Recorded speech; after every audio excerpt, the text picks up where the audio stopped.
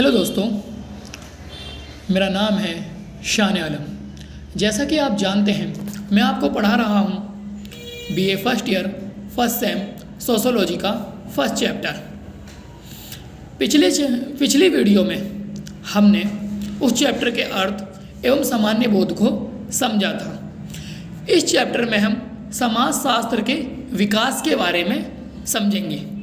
जैसा कि आप जानते हैं कि जो विकास है, ये विकास क्या है?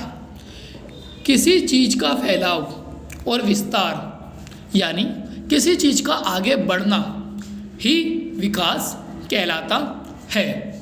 तो अब हम समाजशास्त्र पढ़ रहे हैं, और क्योंकि हम इसका पहला चैप्टर पढ़ रहे हैं, तो हम इस चैप्टर में और इस पार्ट नंबर 2 में देखेंगे कि समाजशास्त्र का विकास कैसे हुआ। समाजशास्त्र जैसा आज आप देखते हो वैसा नहीं था। पहले ये एक विषय के रूप में नहीं था। फिर बहुत सारे विद्वान आए, उन्होंने अपना अपना योगदान दिया, जैसे अगस्ट कोम्ट, दुर्खीम, स्पेंसर। तो सब विद्वान थे जिन्होंने कुछ अपना विशेष योगदान दिया, जिस वजह से समाजशास्त्र ने जो है एक विषय का रूप लिया। तो चलिए चलते हैं अपने तथ्यों की ओर, जो हमको इस चैप्टर में समझने में मदद करेंगे। चलिए, जैसा कि आप देख सकते हैं, यहाँ पर कुछ पॉइंट्स हैं जिनकी मदद से हम इस चैप्टर में आगे बढ़ने की कोशिश करेंगे। सबसे पहला जो हमारा पॉइंट है, जैसा कि आप देख सकते हो, मैंने ये मार्क कर दिया है। इस पॉइंट को समझने का प्रयास करेंगे। तो ये पॉइंट क्या कहता है? समाजशास्त्र सोशियो लैटिन भाषा, अर्थ समाज, लोगोस ग्रीक भाषा से अध्ययन। इसका मतलब देखो, सीधी सी बात है, ये पॉइंट कुछ इस तरीके से लिखा गया है कि ये आपको समझ में नहीं आएगा। तो मैं आपको इसे समझाता हूँ। देखो, जो समाजशास्त्र है ये 2 वर्डों से मिलकर बना है। पहला सोशियस और दूसरा लोगस। यानी जो हमारा सोशियस है वो लैटिन भाषा से लिया गया शब्द है, और जो हमारा लोगस है वो ग्रीक भाषा से लिया गया शब्द है। तो सोशियस का अर्थ है समाज, और लोगस का मतलब है अध्ययन। यानी समाजशास्त्र का जो विस्तार रूप है, हम कह सकते हैं समाज का अध्ययन, या फिर समाजशास्त्र को समाज का विज्ञान भी कहा जाता है। तो अब आप समझ गए होंगे कि समाजशास्त्र शब्द कहाँ से आया और इसका विस्तार कैसे हुआ। अब चलिए चलते हैं अपने दूसरे पॉइंट की तरफ, जो है समाजशास्त्र समाज का विज्ञान। यह जो है समाजशास्त्र समाज का विज्ञान है। तो सबसे पहले आप समझने की कोशिश करेंगे कि समाजशास्त्र को समाज का जो विज्ञान है वो क्यों कहा गया है। देखिए, एक्चुअल में विज्ञान होता क्या है? विज्ञान कोई भी विषय होता है जिसकी अपनी प्रयोगशाला होती है और अपनी सामग्री होती है। ठीक है, प्रयोगशाला में जहाँ कुछ एक्सपेरिमेंट प्रयोग किए जा सकें, और जो हमारा तथ्य वगैरह होते हैं उनको समझा जा सके। तो अब समाजशास्त्र को विज्ञान कैसे कह सकते हैं? आप सोच रहे होंगे कि हमारे स्कूल में, हमारे कॉलेज वगैरह में तो कोई भी प्रयोगशाला है ही नहीं समाजशास्त्र की, तो फिर समाजशास्त्र विज्ञान कैसे हो सकता है? तो समझो, समाजशास्त्र किसका अध्ययन करता है बेटा? समाजशास्त्र अध्ययन करता है समाज का। समाजशास्त्र किसको समझता है? समाज को। तो ये जो समाज है, इसी को ही जो विज्ञान इसके पक्ष में है, जो विद्वान इसके पक्ष में है कि समाजशास्त्र को विज्ञान माना जाना चाहिए, उन्होंने इस समाज को ही समाजशास्त्र की प्रयोगशाला के रूप में माना है। इसीलिए हम कह सकते हैं कि समाजशास्त्र समाज का विज्ञान है। और इसका एक तथ्य ये भी हो सकता है कि समाजशास्त्र समाज का अध्ययन करता है, समाज को समझने में मदद करता है, तो इसीलिए वह समाज का विज्ञान है। अब चलते हैं अपने तीसरे पॉइंट की तरफ, जो है समाज का अध्ययन करने वाला विज्ञान है। जैसा कि मैंने अभी आपको समझाया कि समाजशास्त्र क्या करता है बेटा, समाज का अध्ययन करता है।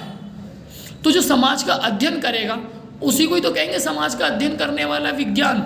इसके पास इसकी प्रयोगशाला है, कंटेंट है पूरा, हम पढ़ सकते हैं, प्रयोग कर सकते हैं।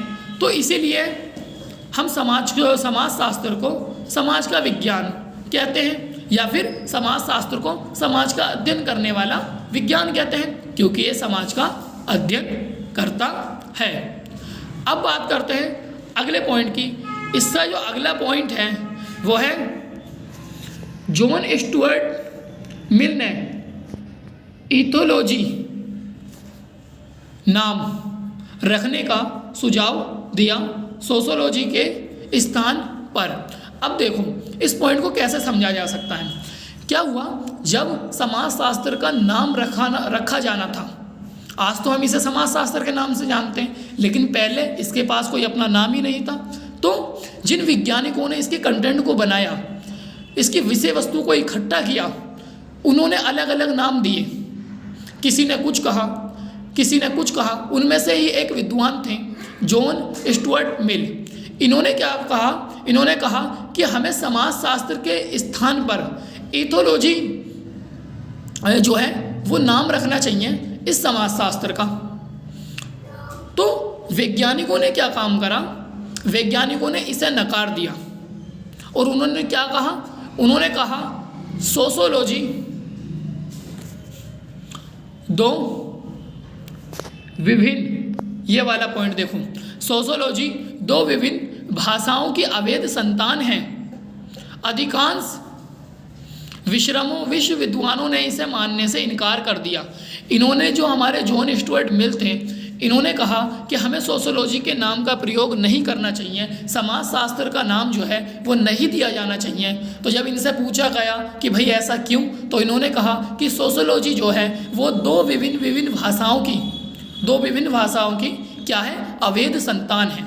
लेकिन इनकी बात से बहुत सारे विद्वानों ने इनकार कर दिया।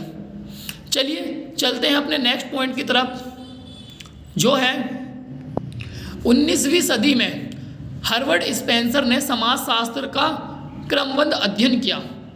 अब हुआ क्या, हम जानते हैं, कोई भी जब विषय बनता है तो वो पहले विषय के रूप में नहीं होता, उसके ऊपर कई सारे अध्ययन किए जाते हैं, तब वो विषय के रूप में आता है। तो 19वीं सदी में एक प्रसिद्ध समाजशास्त्री थे, कौन थे, हार्वर्ड स्पेंसर, जिन्होंने समाजशास्त्र का क्रमबद्ध अध्ययन किया। क्रमबद्ध का मतलब क्या होता है बेटा, स्टेप वाइज स्टेप, यानी पहले पड़ाव को अध्ययन किया, फिर दूसरे पड़ाव का अध्ययन किया और फिर तीसरे पड़ाव का अध्ययन किया। तो इसी तरीके से उन्होंने समाजशास्त्र के निर्माण में अपना काफ़ी ज़्यादा योगदान दिया और उन्होंने इससे अपनी एक पुस्तक भी बनाई, जो कि इसका लास्ट पॉइंट है। उस पुस्तक को जैसे आप यहाँ ये वाला पॉइंट पढ़िए तो आपको समझ में आएगा। इससे बनी पुस्तक का नाम उन्होंने सोशियोलॉजी अर्थ समाजशास्त्र रखा। तो देखिए समझिए हुआ क्या था, 19वीं सदी में हार्वर्ड स्पेंसर ने समाजशास्त्र का क्रमबद्ध अध्ययन किया और जब उन्होंने अध्ययन किया उसके बाद में इन्होंने अपनी एक पुस्तक दी, जिन्होंने उसका जो अपनी पुस्तक का जो नाम है वो उन्होंने क्या रखा, सोशियोलॉजी यानी समाजशास्त्र रखा। तो अब आप समझ गए होंगे कि समाजशास्त्र का विकास कैसे हुआ। तो इस वीडियो में बस इतना ही। Thank you to watch this video. और अब हम मिलते हैं इस वीडियो के तीसरे पार्ट में, हम इस चैप्टर को आगे समझेंगे।